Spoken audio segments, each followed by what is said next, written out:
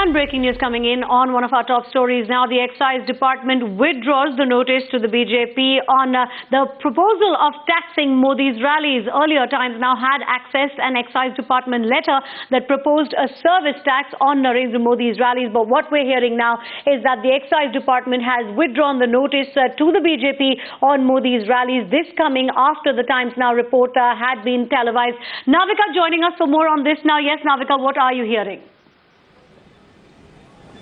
Well, this is a second letter now. First, we revealed the 12th February letter where a rally tax had been imposed on Narendra Modi, saying that it was neither an event of entertainment nor an amusement event, and therefore it should be charged with a service tax. And now today, after Times Now story that there was a service tax that was being levied on Modi's rallies, this is the letter dated today 18th02 by the same officer Rakesh Arora, and it's been signed today, and it says that this order has been withdrawn. So first 12th February order where it was clearly stated that Narendra Modi's rallies would be charged service tax, and within 10 days the BJP needed to reply with how many rallies, how many people attended, and what kind of taxes were they liable to pay. And now, after Times Now brings out this story, this new order that has just